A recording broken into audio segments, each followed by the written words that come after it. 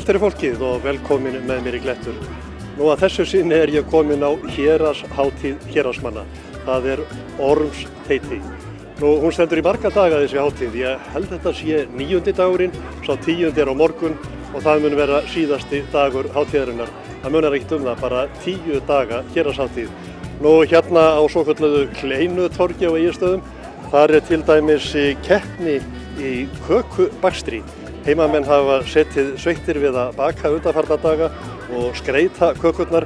Sjáðu til dæmis þessa, hún með merki íþróttafélagsins Hattar. Krakkar, eru þið búin að smakka? Já. Og hvernig finnst þér? Bara mjög gott. Mér var kakor með 3 og 6 mjög flott og bragðbest. Veitu hvaða kakar það? Hún þarna, þessi blá og gula. Þessi skrautlega? Já, mér stóð langt flottust og mér finnst þessi bragðbesta. Er það höttur? Já. Ertu kannski í hetti? Já. Ert þú búin að smakka? Ég búin að smakka alltaf og ég bara sammála henni, en þessi rosalega góð, bara góð. Þessi flottust. Og hver fer á toppinn hjá þér? Það þessi. Það þessi, broddgolturinn. Já, hann svo góður. Sagði kollurinn úr Argentín, sagði hundurinn og var mekkin. Sagði litla gula hænan og djúta var í hurðinni. Memmi, sagði hundurinn og holdum skaut. Sagði kýrin og mjólkin flöt. Sagði litla gula hænan og djúta var í hurðinni. Já, gamli kofir hristist, allir voru komnir á kreik. Gamli smalinn tvirtist, djútaði og bráðuleg. Sagði hundurinn og rokkaði í há. Sagði hastinn og brokkaði. Sagði litla gula hænan og djúta var í lögunni.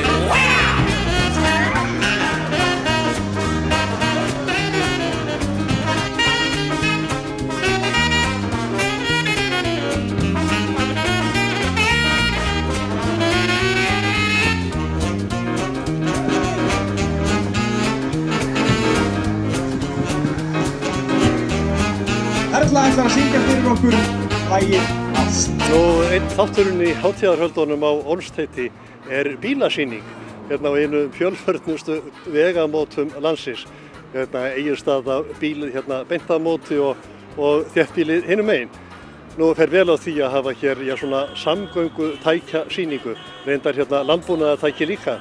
Og hérna einn sem væri nú gaman að eiga, nánast eins og nýr úr kassanum. Vélinn, já, stífbónuð og áttu von á því að hún geti hrokkið í gang. Já, hún fer í gang eins og klukka. Og malar. Alveg malar eins og kettlingur. Það ekki spurning það.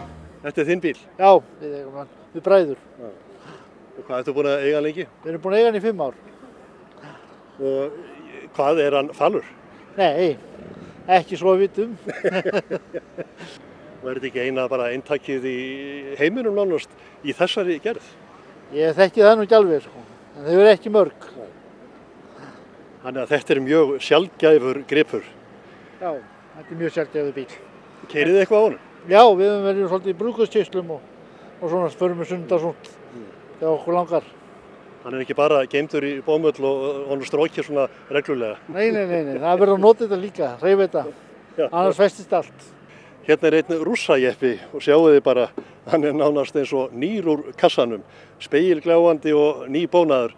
Þeir voru reyndar ekki alltaf svona hjá bændum hér í gamla daga, en þessi rússajeppar fóru að streyma til landsins, líklega á 7. áratug síðustu aldar og fóru svolítið svona að ógna veldi villisjeppana sem hafði gersamlega verið óvinnandi þá í áratugi eða frá því að jepparnir fóru að flæða inn í landið. Nú, Elvar, þú ert nú einn af þeim sem stendur fyrir þessari sýningu. Ertu ekki sammála því? Þetta voru miklir kjörgripir, þessir rússajeppar þegar þeir komu á markaðinn. Jú, alveg. Maður á margar ljúfar minningar frá veru í svona bíl. Mér var til dæmis ekki í skóla í svona bíl og afi hann ók fé í þessu og þetta var brúkað til bara þess sem þurfti hverjum tíma, hvort sem það var skólabarnaakstur eða fjárflutningar eða hvað svo sem féll til. Eða fara til messu eða á ball. Já. Og í jeppa aftur skreppa, ýmislegt mun gerast þar sumarkvöldi.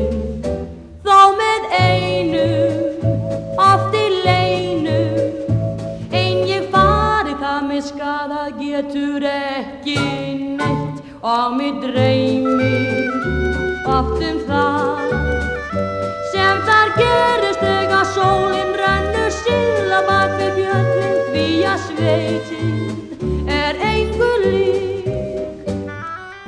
Rússarnir þótti nú, var það ekki aðeins betri heldur en vilji sín?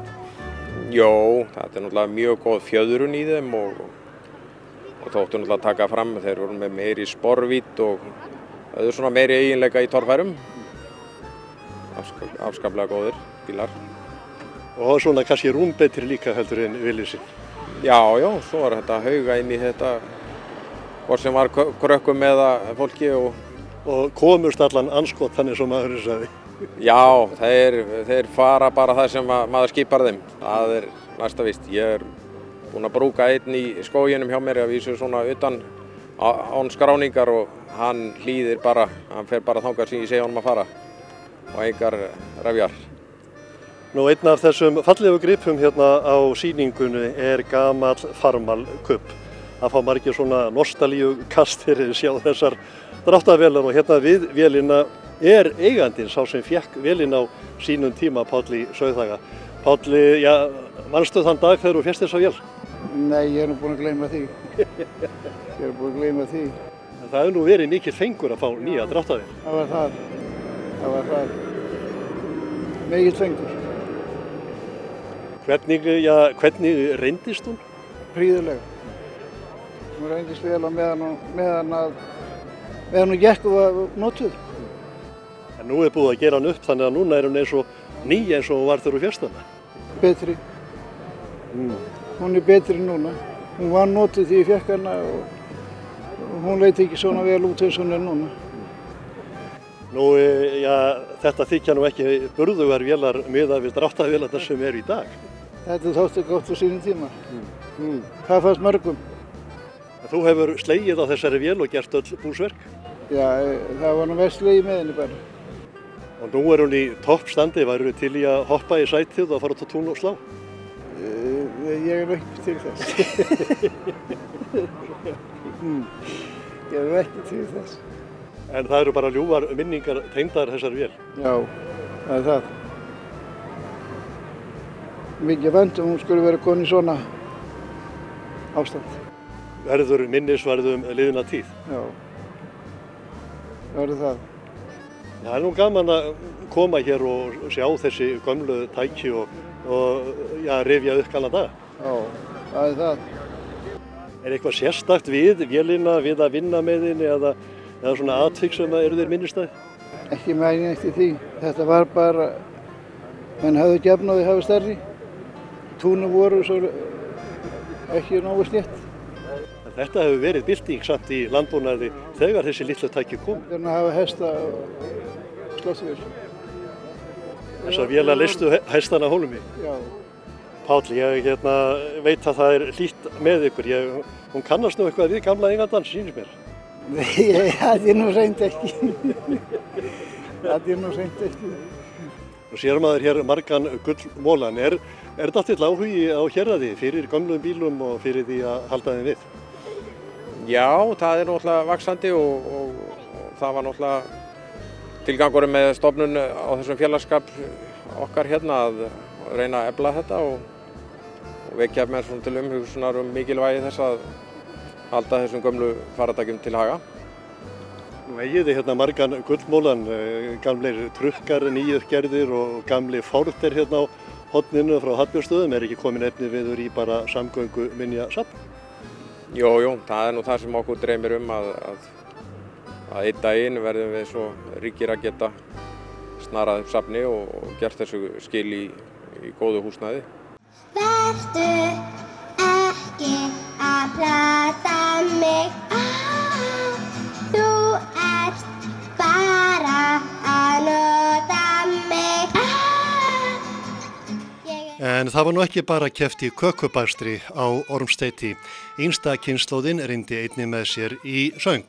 Nú það fer ekkert á milli mála að héraðsmenn þurfa ekki að kvíða framtíðinni. Þarna voru margir efnilegir söngvarar en það var greinilegt að strákarnir voru ekki alveg tilbúnir til þess að láta ljós sitt skína. Nú það var Kolbrún Perla Þórharsdóttir sem varð hlutskörpust. Perla í fyrsta sæti. Gefið henni gott klapp. Aldir og andartök hrynja með undursamlegni. Það ekkert í heiminum öllum nema eilífðin Guð og við. Þú gafst mér skýin og fjöllin og Guð til að styrkja mig. Ég fann hvað lífið var fagurt því en ég elskaði þig. Já, Perla, til hamingju með sigurinn. Þetta hefur nú verið kærkomið að vinna. Já, takk fyrir. Gerurðu mikið af því að syngja? Já, ég söngnám í skólanum og ég í hljómsveit með stelpum þetta augasteinarnir. Þú söngst lagið Ást, hefur það lengi verið í uppáhaldi hjá þér? Já, það eitt af uppáhaldslögunum mínum. Og svo ég búin að æfa mikið. Þú ætlar að halda áfram á þessari braut? Já, ekki spurning. Halda áfram að syngja? Já. Ertu kannski alltaf syngjandi og þó sett ekki beint að syngja fyrir fólk? Já, alltaf. Alltaf áfram að syngja og gangið vel. Takk fyrir. Ég fæddist til ljósins og lífsins, lærði ég að vinna á þér. Og ást mín fær ekki kvelda fyrir mig sjálfum ég. Kvöldi var blásið til mikillar matarveislu í Bragganum sunnan við Sláturhúsið. Nú gamla Sláturhús kaupfélagsins er nú menningar miðstöð héraðsbúa og í þessum bragga var fyrrum verslað með kornvöru. Nú þarna í þessari hreindýraveislu voru eingöngu afurðir af hreindýrum og gæsum á boðstólnum. Ljúffeng gæsasúpa var í forrétt en bestu vöðvarnir af hreindýrunu voru heilgrillaðir en annað var sett í hakk og gerðar úr því bollur. Kolbrún Hólm stjórnaði matargerðinni. Hjá okkur. Við erum með grillað hérna og svo erum við með hreindýrabollur sem við byggum til úr hakkinu. Við erum ekki með heilsteikt núna vegna þess að við finnst kjötin nýta sem betur svona. Fá allir góðan bita, góðan hreindýrabita og fá það á bollurnar sem eru mjög góðar úr hakkinu. Það hefur verið talað það að þegar við erum með svona heilgrillað þá fáum sumir leiðilegan síðubita eða eitthvað svona vont og þá finnst mér þetta að vera betri leið. Ó María, mig langar heim, ó María, mig langar heim, því heima vil ég helst vera, ó María, hjá þér. Hérna byrjum við á gæsasúpu. Búin að vera að malla hana alveg í 2 daga. Þannig að hún ætti að vera að koma ágætis kraftur í hana. Er í gæsi sem við veitum bara sjálf. Bara núna í fyrradag. Forrétturinn. Og brauð með. Mamma, mamma, bara djamma.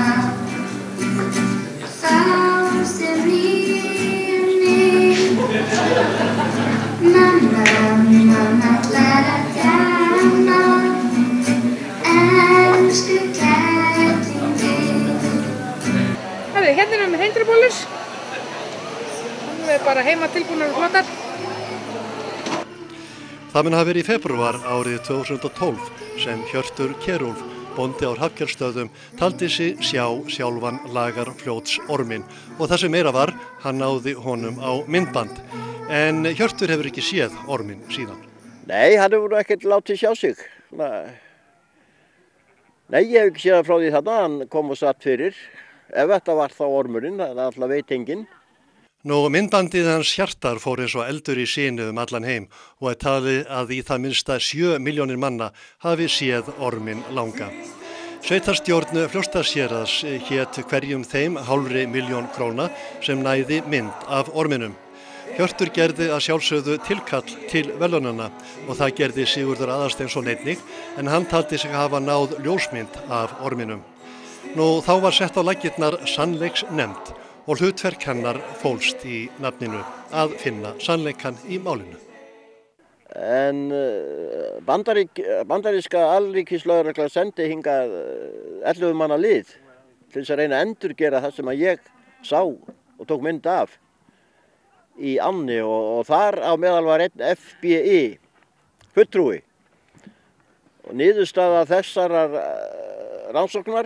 heimsóknar var sú að þetta hefði verið dautt rekhald í ánni sem ég náttúrulega alfarið andmæli og spurning hvort að sannleiksnefndin treysti sér til þess að ganga gegn vitnisburði eða því sem að alríkislögreglan í Bandaríkjunum hefur gefið út. Sannleiksnefndin var skipuð málsmetandi sérfræðingum, bæjarfulltrúum, líffræðingi, skólastjóra, miðaldafræðingi, þjóðfræðingi, félagsfræðingi, landfræðingi og sóknarpresti svo einhverjir séu nú nefndir. Nú á héraði talið víst að jólasveinarnir séu 13 og þótti rétt að nefndarmenn yrðu í það minnsta ekki færri. Það reyndist hins vegar tarsamt að fullmanna nefndina, þar sem til þess var ætlast að nefndarmenn væru þekktir af sannleiksást. Loks tókst þó að ná 13 fulltrúum inn í nefndina og hún hafði starfað óslitið í 2 ár þegar hún skilaði af sér í hreindýraveislunni á laugardagskvöldið.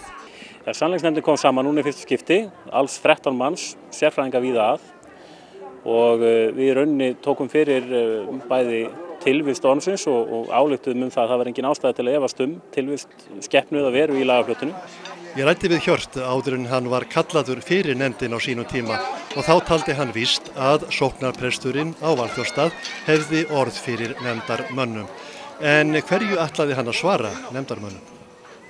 En ég hafði hugsað mér að ef að presturinn færi að bera eitthvað brigður á þetta, hvað ég hefði séð,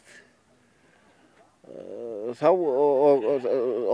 tilvist ormsins hefði nú öll byggst á sögusögnum en menn hefði tröðlega séðan, þá ætlaði ég að spyrja prestinn, trúir þú ekki að Guð?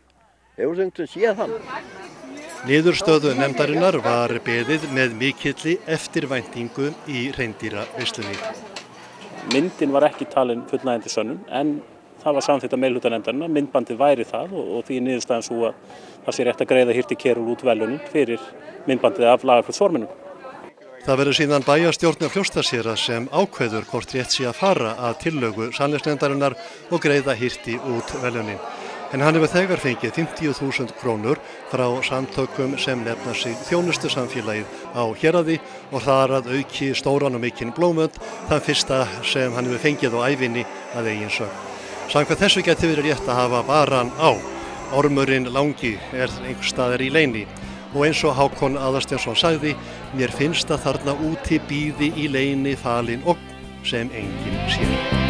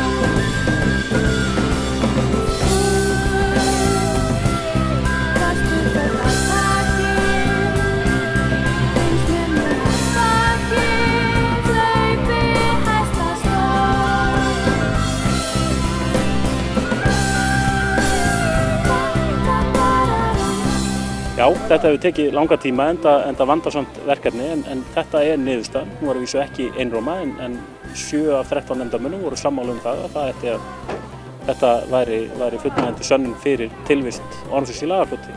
Ég held að þetta sé kannski bara staðfesting af því sem að margir hér hafa talið sig vita og það er í rauninni ánægjulegt að með hjálp þessara nútíma tækni þá hafi tekist að finna sönnunargögn þarum og og við vonum hins vegar auðvitað að þetta þýði ekki það að menn hætti að velta þessum leyndardómi fyrir sér. Við þurfum að halda áfram að rannsaka málið og koma á fót einhvers konar stofnun til þess að halda utan þessar merkilegu sögur og allt þetta sem að fylgir þessari skemmtilegu trú á þetta fyrirbæri sem að nú orðið staðfest. Við stöndum verðum á, styrka hönd einhver vanda á, þegar lífið allt í einu sýnist einskisverð, gott að geta talað við einhvern sem að skilur þig, traustu vinur getur gert kraftaverk. Í hreindýravisslunni var etið, drukkið, sungið og kveðið að héraðsmannasið. Jökultælingurinn Ingunn Snædal var ekki í vandræðum með að skilgreina héraðsmenn og hafði Borgfirðinga með svona rétt til samanburðar. Héraðsmenn varla hægt að kalla einu nafni alla. Svo skrýtnir sem menn eru í kringum fljótið, en eðlilegir upp á Jökuldal. Hvað eðalmanna var í þeim grýta fjallasal? Tungumenn tölum við helst ekki, né aðra lásveitarmenn ætli séu það enn. Borgfirðingar þekkjast vel því að þeir eru aldrei neitt að vinna, það eitthvað minna.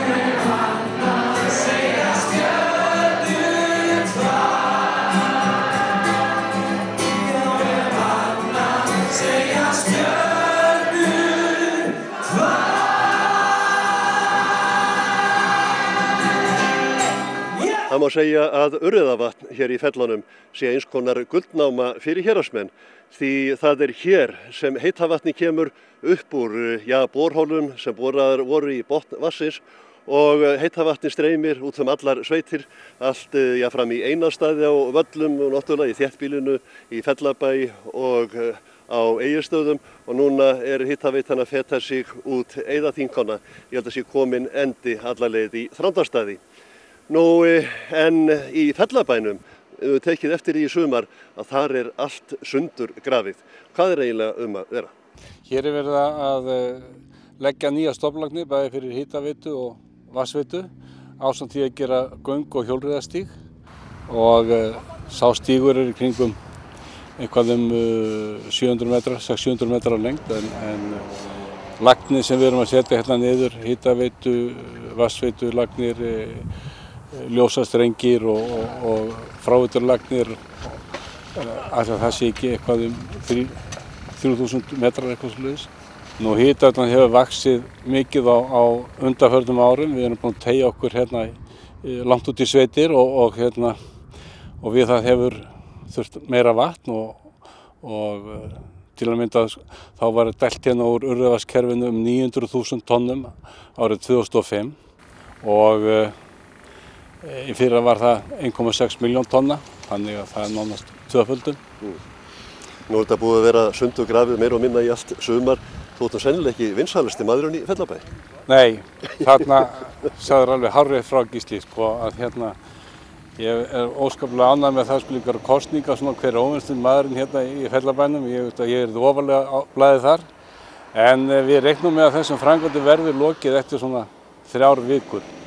En við erum svona mikið óvanir því, við höfum staðið í miklum framkvæmdum á undanförnum árum og til að mynda erum við búin að framkvæma frá árinu 2005 með árinu 2013 þá erum við búin að framkvæma 1380 milljónir í nýframkvæmdum og í það höfum þurft að fá lánsfé upp á 650 milljónir en við höfum getað tekið úr rekstri skaffa frá rekstri 730 milljónir í þessa framkvæmdi, þannig að ég tel það nú vera ásættanlegt.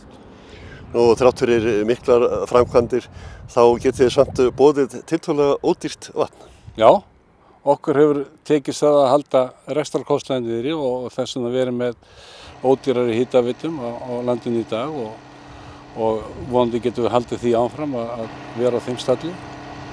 Þið standið vel, það nóg vatn, nóg að taka. Já, það er nóg vatn að taka og draumurinn er ennþá sá að þegar verður farið í jarðgöngin hér frá Héraði yfir á Seyðisfjörð að heitavatnspípan verður lögð með.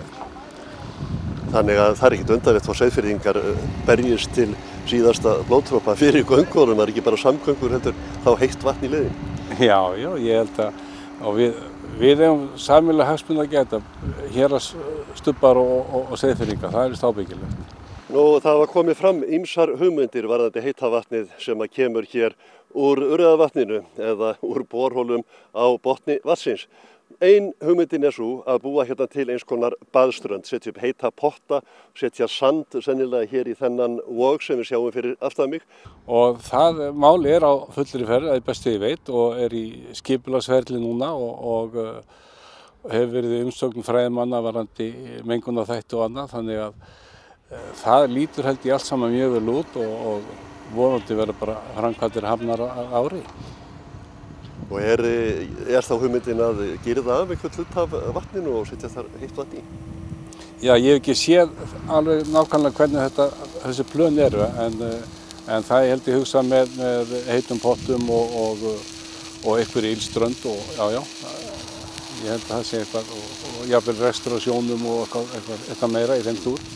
Það sem sé draumur ykkar hitaveitumanna að þarna verði ylströnd og iðandi líf á fjöru á svona sólskínsdegi eins og í dag? Já, alveg endilega vegna þess að okkur vantar einhverja meiri aðþrengingu hérna fyrir ferðamenn sem sífellt að verða fleiri og fleiri á þessu svæði. Það vantar eitthvað, við þurfum að gera eitthvað til þess að stoppa það meira af hérna.